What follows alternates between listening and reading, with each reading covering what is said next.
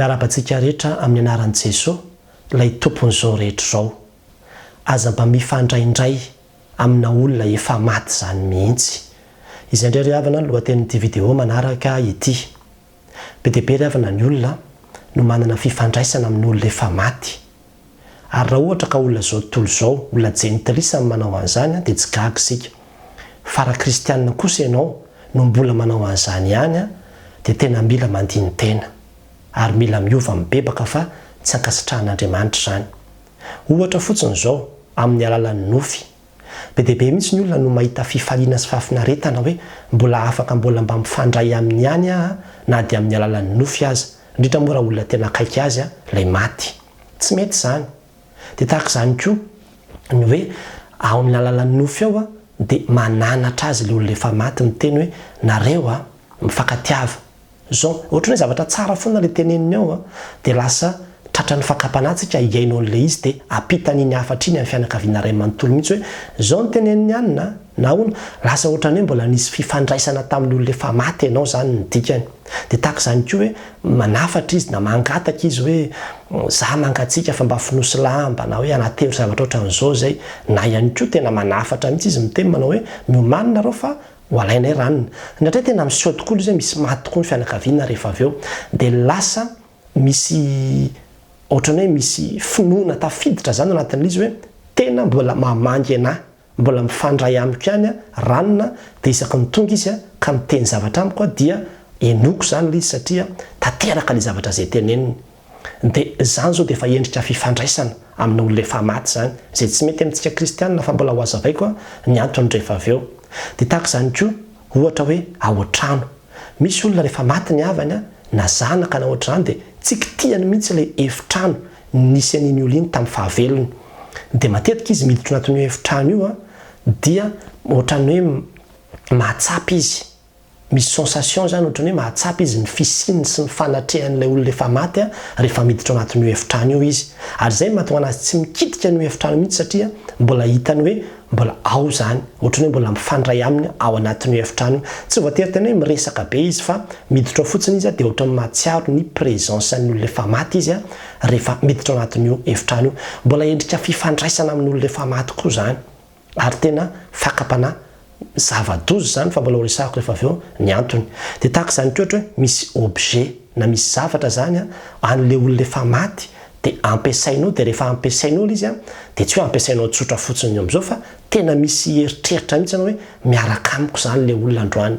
Hoe hoentiko ity androany fa mariazy androany dia amin'izay fotoana izay tena mba hoe miaraka aminay izy zany androany. Eto izy zany androany. Manatrika eto izy zany androany dia ity zany.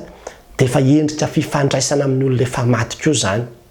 Efa misy finoana tafiditra ao anatin'izany tsy mety amintsika kristianina. Ny an'ny sasany moa dia ohatran'ny hoe misy voninkazo na misy hazo na ohatran'izany dia iny no ohatran'ny hoe heveriny hoe ato anatin'ity zany ny fanahin'ilay olona efa maty dia iny voninkazo iny mikarakarainy dia rehefa mikarakara ny voninkazo iny izy dia ohatran'ny hoe tena io mihitsy ilay olona efa maty. Aty ampitan-dranomasina zao misy an'ireny hoe dorana ny fatin'ilay olona dia lasa lavenina dia ny lavenina iny afafy ny atokotany dia lasa eo amin'ilay namafazana izy misy rozy maniry ohatra dia iny rozy iny zany no eritreretina hoe iny ilay olona efa maty. Lasa rozy izy dia iny karakaraina dia iny amboarina dia ohatran'ny hoe iny zany ny anehoana fitiavana satria hoe te aneho fitiavana amin'ilay olona efa maty ianao. Dia tsy mety amintsika kristianina koa zany. Dia tahaka izay koa misy ny sasany makany amin'ny fasana mihitsy. Be dia be ry havana. Be dia be ny olona mandeha makany amin'ny fasana dia rehefa tonga any dia tena hoe miresaka mihitsy ny sasany. Mitantara vaovao. Zao avy ny zava-misy atao amin'ny fianakaviana. Dia tena mangataka dia mitomany dia miresaka tena ohatran'ny hoe mieritreritra hoe tena mbola maheno anazy mihitsy ilay olona ao anatin'ny fasanao. Amin'ny maha kristianina antsika dia tsy biblika izany. Dia tahaka izay koa misy ny olona sasany mangataka mihitsy izy ny fanahin'ilay olona efa maty hiditra sy hitoetra ao anatiny. Izay zao reny hoe tromba reny. Fanahin'ny olona efa maty no angatahanao hiditra ao anatinao. Dia rehefa miditra ilay fanahin'ny olona efa maty dia izy zany no mampiasa ny vatanao. Izay ilay atao hoe miantsaka. Dia izy rehefa mampiasa ny vatanao dia mety miteny ao izy ohatrany fa iny miteny iny zany efa tsy ianao intsony iny miteny iny fa efa ilay fanahin'ilay olona efa maty izay nampidirina tao anatin'ilay olona zany no miteny iny amin'ilay fotoana izay hianjahany. dia efa endrika fifandraisana amin'ny olona efa maty zany. Na tsy voatery zay koa fa mety hoe ianao indray mandeha manantona an'ireny olona zay misy fanahin'ny olona efa maty reny, dia miresa dia makano zany manontany zavatra na mangataka zavatra na mangataka fiarovana sotra zany dia manantona an'ireny ianao. Zany hoe ianao zany tsy manana relation mivatana amin'ny olona efa maty, fa misy olona manana fifandraisana mivatana zany amin'ilay olona efa maty dia ianao zany mandeha makany hanontany amin'ilay olona efa maty ny dikany. Dia efa endrika fifandraisana ihany koa zay le hoe manontany amin'ny maty. Ho resaditsika rehefa fa tena misy soratra masina mihitsy mandrara an'izany. Be ny sasany dia mangataka fitahiana, mivavaka, manao zavatra samihafa amin'ireny olona efa maty reny. Dia da koa dia miteny amintsika fa tsy ara-tsoratra masina zany. Inona no mahatonga an'ilay izy hoe tsy mety amintsika kristianina? Ny voalohany aloha ravana dia izao any amin'ny Devoly toko 7:10 andininy folo sy ny faraka 10 dia tena nanafatrafatra mihitsy Mosesy tamin'ny zanak'isa hoe tandremo, aoka tsy ho ataonareo mihitsy ozy izy, aoka tsy hisy eo aminareo ozy izy ampandeha ny zanalana ny zanavavy amaky ny afo, na mpanao fankatovana, na mpanandro, na mpiskidy, na mpanao mody, na manao azo masimbava, mpanadina manao azo tsindrin-javatra, na manao atsarana, na mpanontany amin'ny maty. Mpanontany amin'ny maty. Rehefa jerevanao ny baiboly sasany ny dikany hoe mpanontany amin'ny maty dia hoe olona mifandray amina olona efa maty. Tena tsy azo atao zany manantonantona an'ireny. Tsy mety amintsika kristianina zany le izy. Ray zay aloha. Fa ny faharoa koa dia ny hoe amintsika kristianina ny olona rehefa maty, averiko foana ity tonga dia mandalo fitsarana vetrany izy. Hebreo toko 7:7 no milaza an'izany. Tonga dia misy fitsarana vetrany dia mandeha makany amin'ny fiainana tsy hita ny fanahin'ilay olona. Tahaka ny tranga tamin'ny Lazarosy sy ilay mpanan-karena izay fanoharana nambaran'i Jesosy. Tonga dia any amin'ny fiainana tsy hita vetrany ny fanahin'ireo. Tahaka an'izay koa Jesosy Kristy rehefa maty izy dia tonga dia nidina vetrany nakany amin'ny fiainana tsy hita fa tsy hoe nivezivezy teny.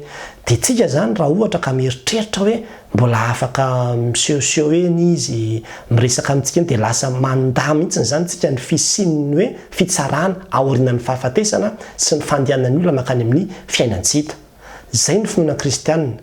Fa raha tsy kristianina ilay olona dia manana fieritreretana izy manao hoe lasa nivadika vorokely, lasa mbola mandehandeha eny, mbola mahita, mbola mitsikitsiky, mahita ny zavatra tsara izay ataoko sa. Fa amintsika kristianina rehefa maty ny olona, ozy ny Mpitoriteny toko 7:5 dia ny amin'ny hoe rehefa maty ny olona dia tonga dia foana daholy, na ny fahatsiarovana azy, na ny fitiavana tsy azo anahoana valim-pitia sy valim-pitia ho azy intsony. Fa tena rehefa maty ny olona dia tsy hisy fifandraisana ihany koa amin'ny olona velona. Dia tadio tsara ravana fa ny tenin'Andriamanitra dia milaza rehefa tonga ny mpianatra nandeha nitady ny fatin'i Jesosy tany nandeha nitady ny fatin'i Jesosy tany amin'ny Fasana dia nisehon'ny anjeliny amin'ny hoe nahoana no aty amin'ny maty no hitadiavanareo ny velona tsy ato izy. Raha fiainana ny tadiavinao aza mitady an'izany any amin'ny fahafatesana mihitsy. Ary tadio tsara ravana fa ilay olona efa maty izay miseho aminao amin'ny endrika isan-karazany, na amin'ny alalan'ny nofo, na amin'ny alalan'ny fahitana, na amin'ny alalan'ny inona io dia tadio tsara fa fanahin'ny fahafatesana io. Ary ny fanahin'ny fahafatesana ve no manalokaloka anao sy hifandraisanao sy hiaraka aminao. Andriamanitra ravana dia efa nanometraka antsika mihitsy tsy hifandray amin'ny maty zany. Zay mihitsy nanaovan'Andriamanitra ny fiainan'ny olombelona. Ka raha ohatra ianao ka te hifandray amin'ny olona efa maty dia efa miala amin'ny programa izay nanamboaran'Andriamanitra antsika zany izay rehetrarehetra izay. Aza mifandray amin'ny fanahin'ny fahafatesana zany, fa manjary mampiditra fahafatesana ao anatin'ny fiainanao ianao. Ary raha kristianina ianao no manofo matetika olona efa maty dia tena amin'ny tena fa mandiny tena fa misy dikan'izany. Misy dikan'izany.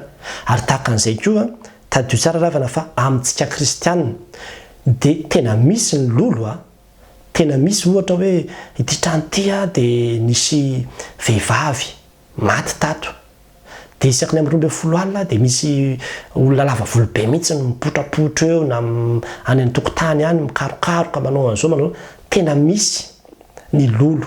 Ary nasoratra masina ary dia ny teny ny avelo izy ny matotozy izy dia tsy manana nofo amandrahatahaka an'izao fa ohatran'izao Jesosy Kristy no niteny izany tamin'ny mpianatra. Izany hoe tena misy ny matoto. Fa amintsika kristianina iny maka endrika iny dia efa tsy ilay olona mihitsy fa ilay olona efa any amin'ny fiainana tsy hita, ny fanahiny, ny vatany ao amin'ny fasana tsy marena inona na inona intsony. Fa iny maka endrika izay miseho iny dia efa devoly iny amintsika kristianina. Mety tsy anaken'izany ny olona fa amintsika kristianina dia izay le izy ary rehefa misy an'io ianao dia tonga dia roay amin'ny anaran'i Jesosy Kristy mihitsy raha hoe misy fanahy ny olona efa maty mipotra tampoka aminao roay amin'ny anaran'i Jesosy Kristy dia tahaka an'izany koa raha ohatra ka amin'ny alalan'ny nofo sy ohatran'izany dia rehefa mifoha anao tonga dia mivavaha dia aza raisina kory izay zavatra nyteneniny tamin'ny alalan'ny nofo tao fa ny antsika kristianina dia ny tenin'Andriamanitra. Ny tenin'Andriamanitra dia ampy anorenantsika ny finoantsika fa tsy hoe ny olona efa maty no ndeha hiteny aminao ampahafantatra anao ny zavatra samihafa. Any amin'ny Luka toko 5:10 misy tantaran'i Lazarosy ilay mpanan-karena iverenako kely. Tadio tsara fa ilay mpanan-karena any amin'ny fiainantsita izy dia efa nisy ilany amin'ilay fijaliana izy zany tao amin'ny fiainantsita dia nangataka izy hoe mba hiraozy izy Lazarosy ho any an-tranony raiky fa manana rahalahy maro izy tsy mahafantatra akory ny fisian'izao zavatra izao. Dia ozy izy Abrahama hoe efa misy ny mpaminany samihafa any ozy izy reny no enony. Dia ny insiste le rangany teny manao hoe tena raha mba misy olona avaty mihitsy makany dia zay reo vao mamety ino. Dia tsy mety mihitsy moa satria tsy possible le izy tsy avelan'Andriamanitra ho tahaka an'izany ny fiainan'ny olombelona hoe afaka mivezivezy mivoaka indray fa rehefa any le olona tratra mahazo fitsarana dia any amin'izay misy azy any dia any izy. Ary izay mahatonga antsika hoe tsy mangatangataka fitahiana na mijoro amina fanahin'ny olona efa maty zany. Ary aza mangatangataka mihitsy hoe fanahin'ny olona efa maty hiditra ao anatinao zany raha kristianina ianao. Raha zao tontolo zao safidiny iny azony atao zany na mahazo tontolo zao azy mahajentilisa azy fa raha olona mahafantatra ny soratra masina anao ary miaina amin'ny soratra masina maha kristianina anao dia tsy mety amintsika kristianina zany dravana ary mila mandiny tena ny amin'izany tsika kristianina ka dia ampahafantarina antsika amin'ity an'io ity aza mba mifandraindray amin'ny olona efa maty zany mihitsy fa ny Andriamanitsika dia Andriamanitra velona ary Jesosy Kristy aza efa maty izy fa velona indray nitsangana tamin'ny maty izy ary rehefa nitsangana izy dia izy no andolian'ny lohalika rehetra sy anekena hoe io ny tompo sy Andriamanitra. Tsisy akoatran'izay nampianarin'ny soratra masina ary raha tena hoe mijery nao nambaran'ny soratra masina dia tsisy mihitsy hoe andehantsika angataka amin'ny Petera na angataka amin'ny Mosesy na angataka amin'iza fa amin'Andriamanitra ray zanaka fanahy masina ihany no ampianarin'ny soratra masina ivavahana dia aza mifandraindray mihitsy amin'ny fanahin'olona efa maty zany fa tsy izay no nanaovan'Andriamanitra antsika ry havana. Animbanao io ilay fanahin'ny fahafatesana io rehefa tafiditra ao anatin'ny fiainanao dia hitondra fahafatesana amin'ny endriny isan-karazany eo amin'ny fiainanao io ary tsy hapozinao mihitsy no mety ho impact an'izany ka mila mitandrintsika fa ny ratsy tsy kely lalana.